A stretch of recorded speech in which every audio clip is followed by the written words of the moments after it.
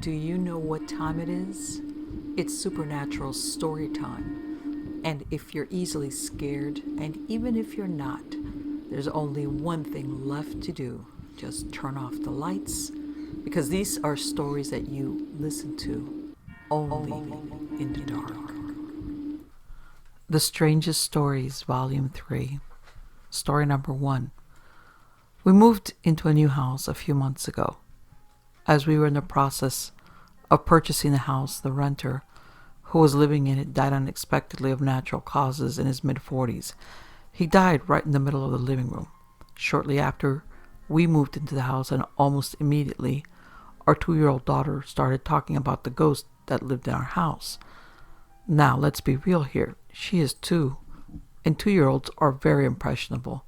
Halloween had recently passed, and she had this Halloween-themed picture book that she loved to read. So it's entirely possible that all this talk of ghosts was just coming from looking through that book on a regular basis. Still, she was always telling me that the ghost was in her playhouse in the basement, or that the ghost was on the stairs, or that the ghost was standing in the corner. She never seemed to be afraid of the ghost, and considered him to be her friend, so I wasn't all that concerned, even if there really was a ghost haunting our house. If he's a nice and helpful ghost, it could certainly be a lot worse. I would often tell the ghost that he was welcome to stay if he wanted to, but he was also welcome to go if that would make him happier. I was about 30-70 on the ghost being real, and she could see and talk to him versus the ghost being just her imagination, fueled by her Halloween book, until one day, when we were going out to the car to go to daycare in the morning. It was still dark out and rainy. My daughter told me that the ghost was on the back deck, and then she told me that today was the ghost's birthday and she wanted to sing him happy birthday. Once again, I mostly disregarded what she was saying, as she is birthday obsessed and has in the past made us sing happy birthday to Mickey Mouse, a bowl of fruit snacks, and the bathroom. So we sang and wished the ghost a happy birthday and went on with our lives. Later that day, out of pure curiosity, I looked up the obituary of the man who had died in our house. And wouldn't you know it, it was his effing birthday. Story number 2. This happened a couple of weeks ago, and is the most recent creepy moment I can recall. I on and off again babysit this 2-year-old while his parents have a date night. Once before, my friend was babysitting him, and he started talking to his grandpa, who his parents say never met, as he had died before the kid was born. So whenever I babysit him, I prepare for something weird like that to happen again. Of course, this night, we were in his living room and pointed at an empty wall in front of us. Grandpa is all he said. He's 2 and doesn't talk a whole lot, so I didn't ask for an explanation. Instead, I started talking about other things because it was creeping me out. The kid then widened his eyes and gripped the chair he was sitting in, chattering his teeth and shaking uncontrollably. Here's me freaking the F out, so I grabbed him and told him that it's time to watch a movie before bed.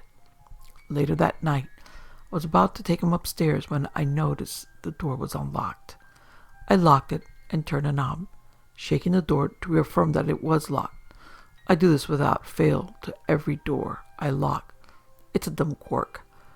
And then carried him upstairs to bed since he's already half asleep. I was in his room for about 20 minutes, and when he was finally out, I left him and went back downstairs. The front door is directly in front of the stairs, and guess what? The door was unlocked. Immediately, I think that this is going to be a horror movie, and think that it's a smart idea to check around the house. Nothing out of the ordinary. I even went upstairs to check on the kid again. I didn't bother looking in the other bedrooms because I had his door open when we were laying in there and would have seen anyone come up. Anyways, after making sure he was okay, I went back downstairs and watched TV until his parents got home, jumping at every little noise. Freakiest night of my life, and I had to debate for a solid hour when they asked me to watch him again a couple of days later. Story number 3. Something found me after a car accident, and I don't know what it was.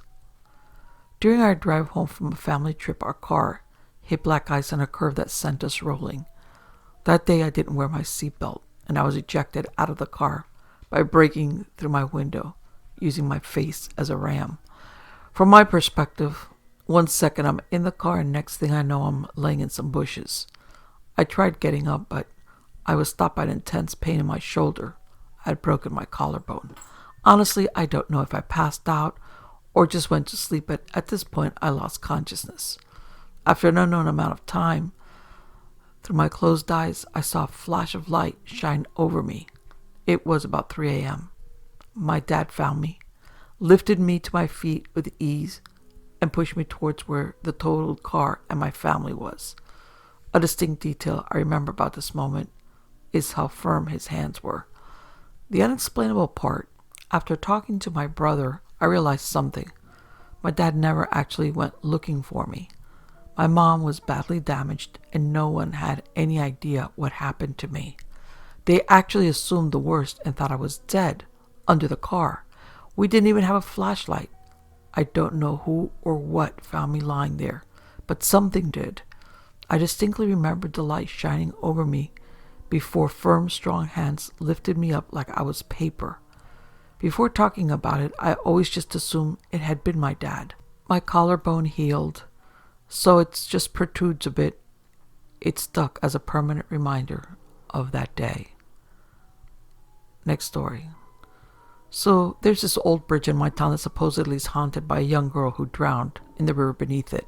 Apparently, if you come at the right time, you could hear her scream. When me and my buddies were in high school, we had nothing better to do than go ghost hunting. Being from a town of 6,000 people in good old southern Illinois, half of that being prison inmates and mental health patients, you have to get a bit creative to have any sort of fun. Anyway, we got to this bridge at about 3 a.m., and we sat there for a while. Nothing happened. About 20 minutes went by, and we were all skeptical. Everyone was joking about how dumb this was or trying to creep each other out. All of a sudden, screaming. The most blood-curdling, high-pitched screaming you've ever heard. It wasn't just one scream either. It never stopped. It kept going even as we were driving away in our cars. But that's not even the worst part.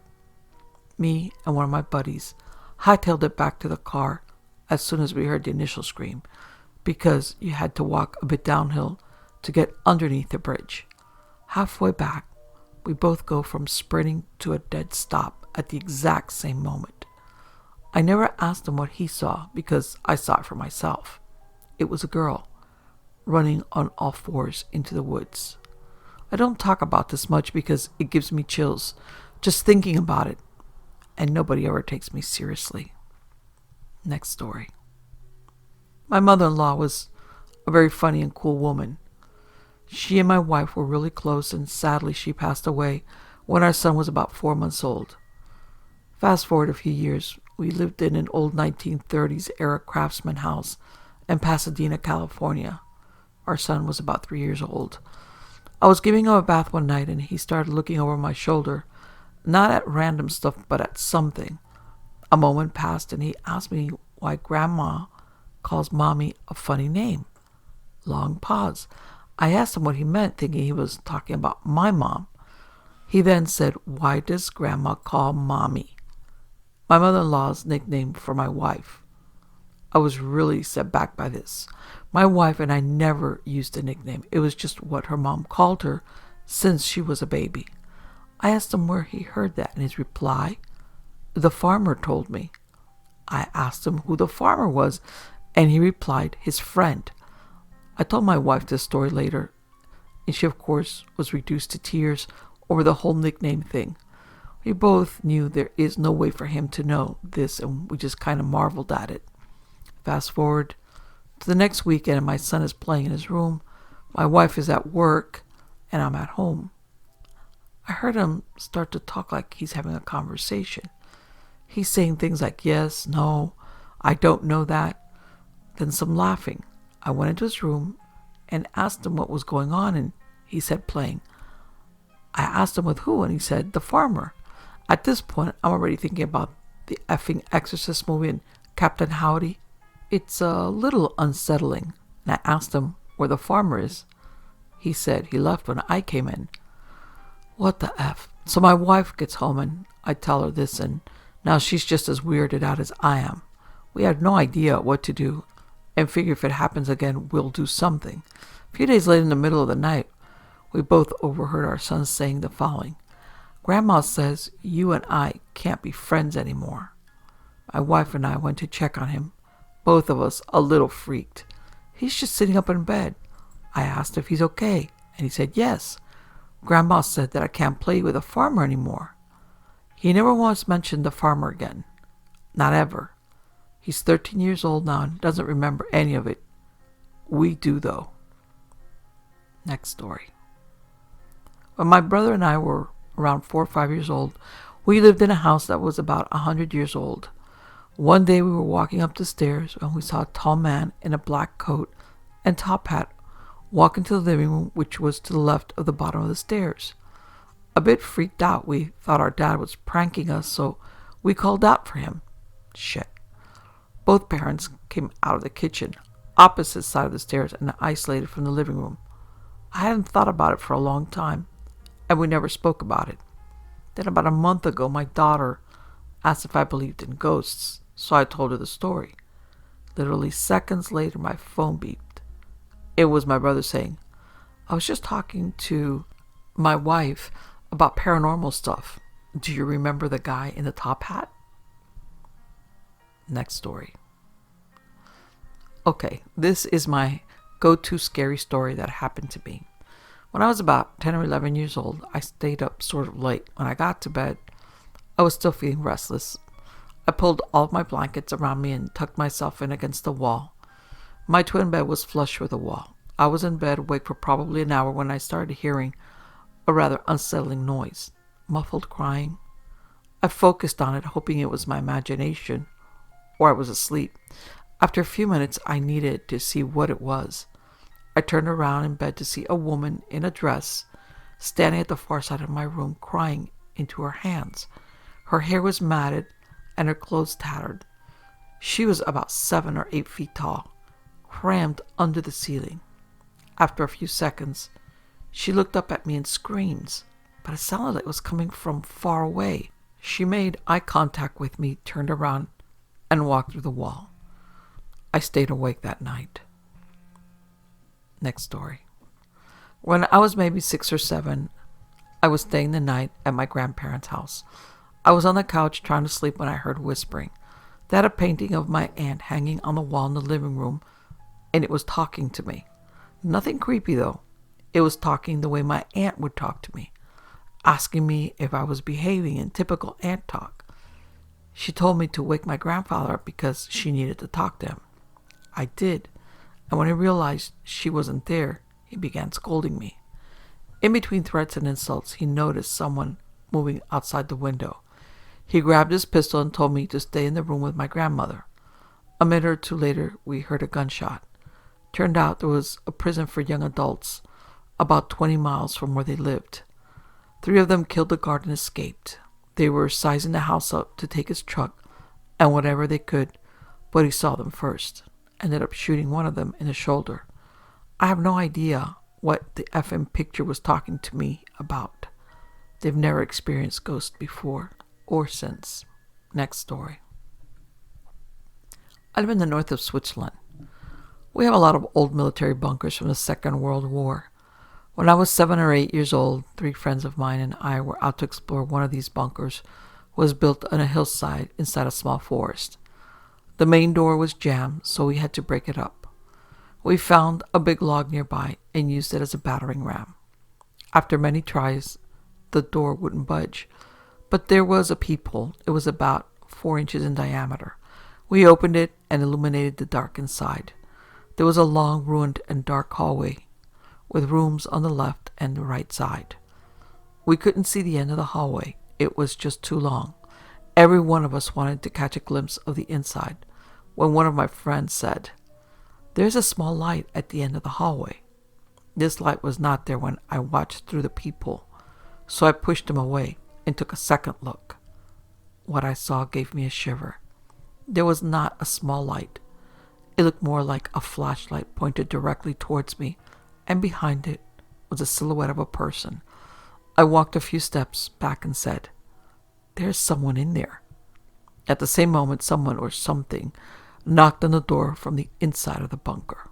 This was the moment we got into panic, started screaming, and ran away. I was so scared I ran straight home and locked the door.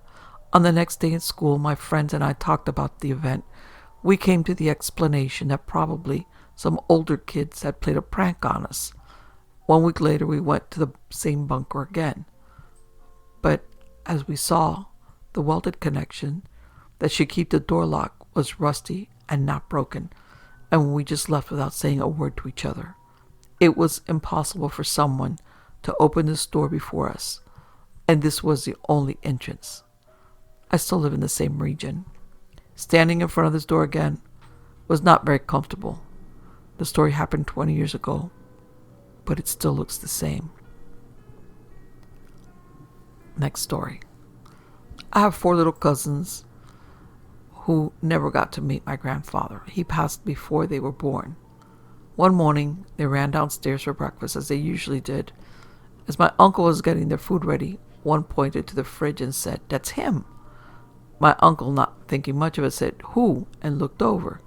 They were pointing at a picture of my grandfather, who they never got to meet. My cousin responded, "The man that comes and talks to us at night until we fall asleep sometimes."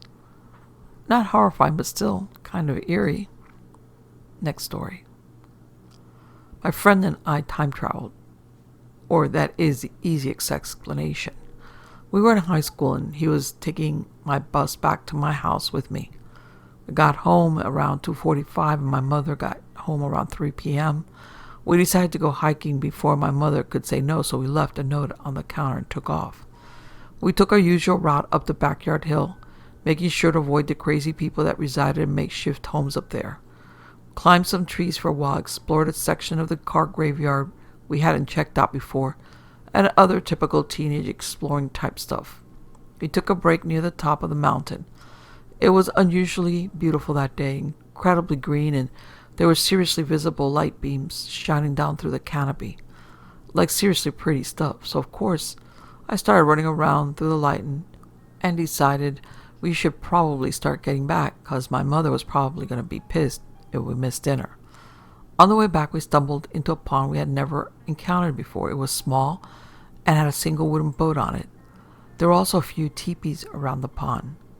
Not old teepees, they looked ratty and unusable. We decided someone was probably living there and took a new path back home. We climbed down and up an old quarry and dropped off the main road that led to my house. We were absolutely filthy and over a mile from my place. We just walked the road back to my house. We arrived home before my mother, which seemed strange, so I threw out the note so she wouldn't know we were out gallivanting. She got home like 3 minutes later, wondering how we had gotten so dirty at school. She arrived home at her usual time, and we had only been gone a grand total of 13 to 15 minutes. We honestly don't even talk about that day anymore. It's too confusing, but yeah, time travel. Next story. I was on a tour of an old building in Australia that used to function as a prison for convicts sent over from the UK. We were going up a flight of stairs when I felt a pressure around my neck or windpipe area. I didn't think much more of it than, that's weird, and just sort of rubbed my neck in hopes of making the sensation pass. When we were heading back down, the guide said a man hung himself in that stairwell, and people often reported the feeling of being strangled. I completely bugged the F out, but didn't tell anyone in my tour group and feared they'd think I was lying, which I wasn't. Next story. When I was 12, I was in bed one night with my bedroom door open. I was watching TV, sitting somewhat upright with a pillow behind my head and shoulders. The TV was in one corner of the room and the door was in the other corner. The room was differently shaped, and basically where the door was cut off from the corner of what would normally be a perfectly square floor plan. So with my bed lying between the two, I watched TV and I could see out the door. I was scared of aliens, so don't judge. So I was watching TV and out the door is completely black. Next thing you know, something catches my eye, and I look over out the door, and this all-white human-shaped object is moving past the door from left to right. And when I stared directly at it, it turned and looked at me. A split second later, it was passed to the right threshold of the door, and I was left petrified. Shaking in my covers, nearly shitting myself, I then heard the door to the garage open, and I shit myself even more. I ran downstairs. I was greeted by my drunk 19-year-old brother getting home. I spilled out what was just happened to me, and he grabbed a bat, and we checked every room, under the bed, in closets. Everyone was asleep, and we found nothing. Needless to say, I never slept with my door open again. Still to this day, 11 years later. Next story. When I was younger, I used to live by the woods. I could see a cemetery from my back porch. One Easter, I remember waking up and seeing the Easter Bunny, one of those terrifying costumes. And what really got me was that I remember smelling the wet hay. When I woke up, I didn't tell anyone, but there was an extra Easter egg in my house that my parents didn't hide. Years later, when I went to high school, I asked my parents if they ever dressed up like the Easter Bunny and came to our room. They said they would never go through so much trouble. Then my younger sister, who I shared a bunk bed with when this happened, said she remembered when the Easter Bunny came into our room and made a remark about the hay smell. I was terrified that we both remembered seeing a person dressed as a bunny in our room. To make it even stranger, I told the friends I sat with at lunch what happened. One of the girls was my neighbor across the street. She told me one Easter, a long time ago, she looked out her windows during the night and saw the Easter Bunny standing in her driveway. I had chills. To this day, I am terrified of people in rabbit costumes. Next story. This is actually my husband's story. When he was in high school, he and some of his friends had a camp out at his friend's aunt and uncle's house in the country. They did the usual cooking out, putting up a tent, etc. At some point during the night, my husband went for a short walk near a small pond on the property to take a leak. As he was doing his business, he looked up and saw a man walking around the edge of the pond towards him. He clearly saw this man, who was walking with his head down. He described him as wearing a red flannel shirt, jeans, and work boots. He thought this was very strange that this guy was out walking around a pond in the country in the middle of the night. So he said, "Hey man, what are you doing?" He didn't get an answer, and the guy kept walking past him and was now facing away when suddenly he just wasn't there anymore. My husband went and told his friends what happened. The boy's relatives owned the property, was shocked, and immediately ran to the house and woke them up. He had my husband describe what he had seen. The boy's aunt immediately started to cry. She had been seeing the same guy in the house, sometimes standing at the foot of the bed, and her husband did not believe her. He had been accusing her of insanity, and apparently they were at the brink of divorce from this issue. She was so relieved that someone had been able to validate what she had been experiencing. Next story. I was at a friend's house when I passed out on the couch. I woke up a bit later and realized it was time for me to go. Got up and noticed my buddy's light on in his room, but the door was shut. I walked by the door and told him I was leaving because I had to work in the AM. He said, "Yup, see ya." I went to the fridge to grab my drink. Then I walked back to his room and said, "Later, dude." He said, "Yup." Something didn't seem legit, didn't sound quite like him, so I opened the door. No one was there. No one was in the house. I went outside and his truck was gone. I freaked the F out. I called his cell, and he had left to go to McDonald's 15 minutes prior. I bolted outside and waited for him to get home.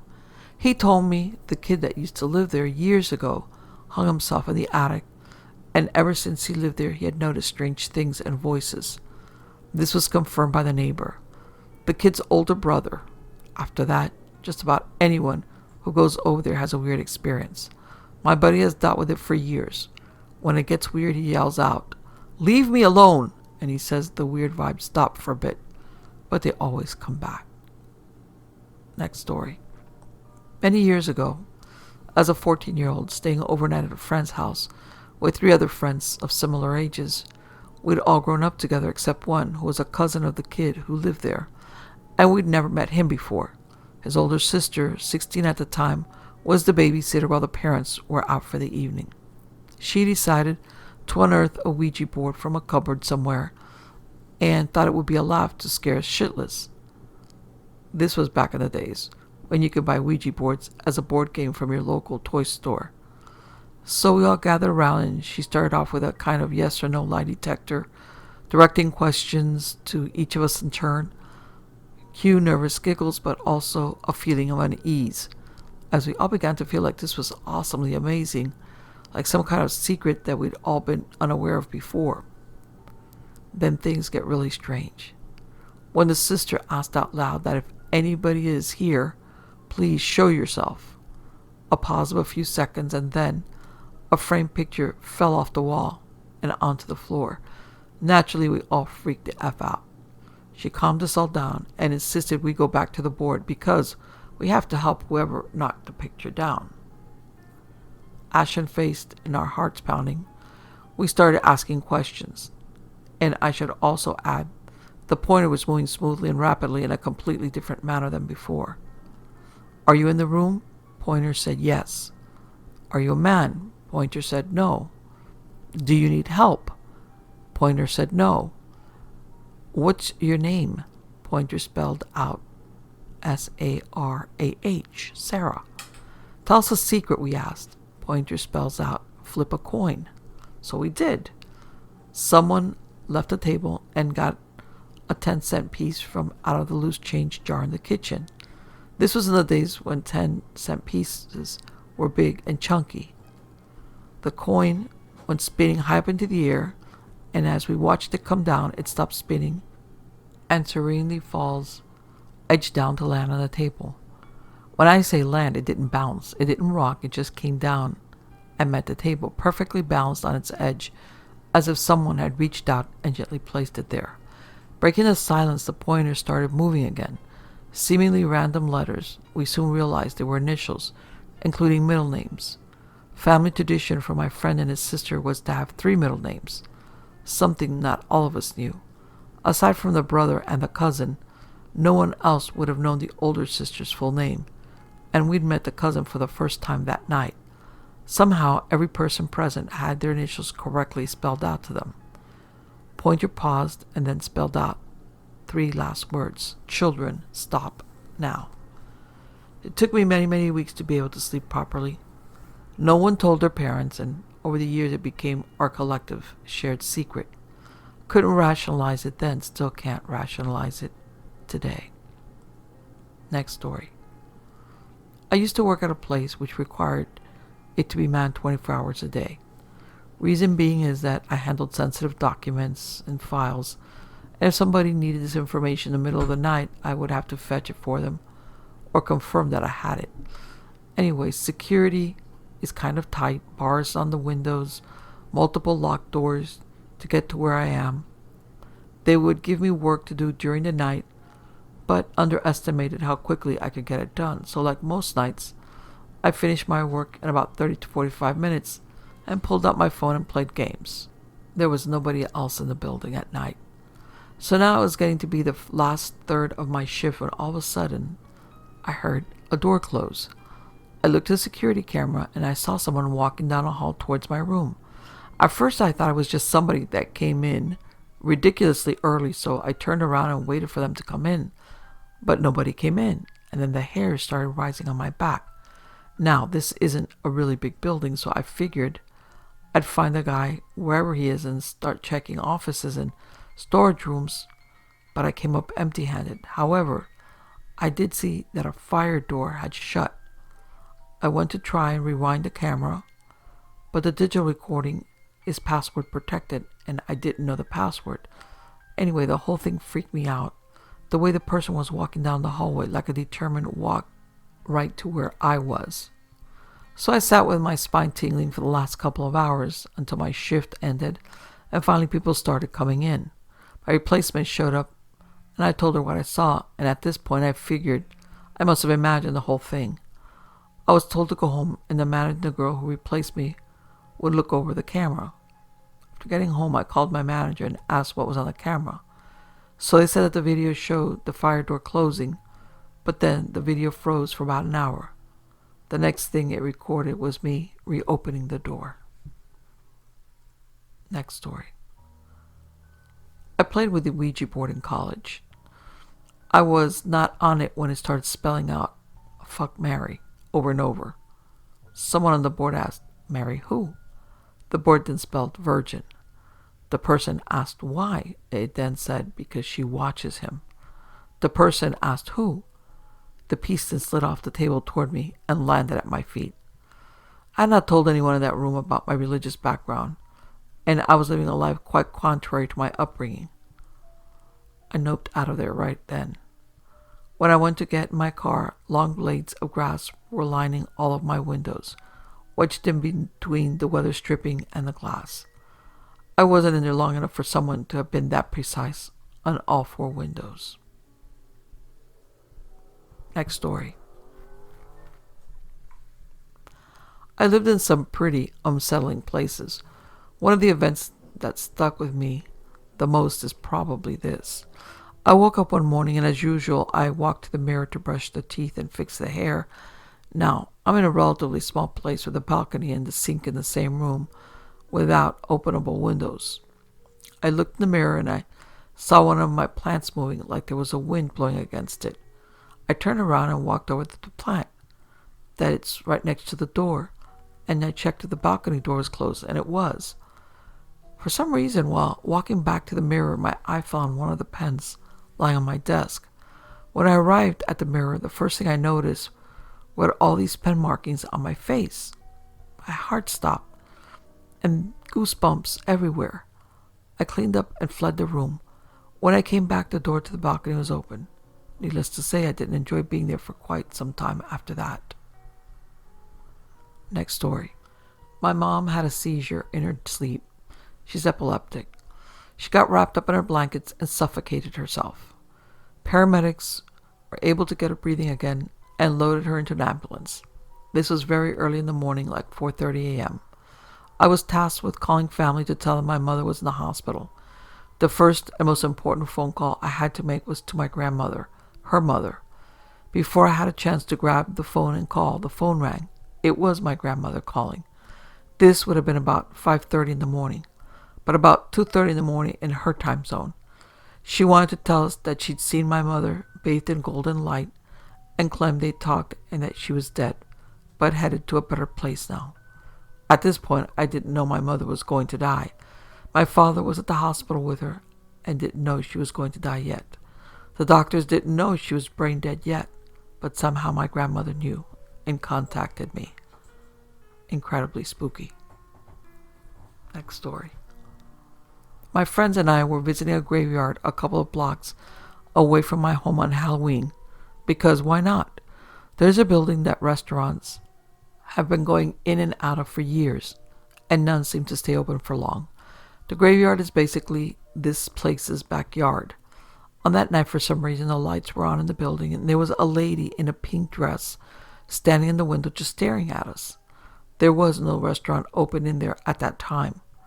We all kind of booked it, and this lady followed us from the window to window like she was gliding, not walking, which made us completely book it. We ran as fast as we could down the road, and there's a segment without windows for her to follow which direction exactly we went. But by the time we got to the next set of windows, running full speed, she was standing there already, watching in our direction. We never made that trip again.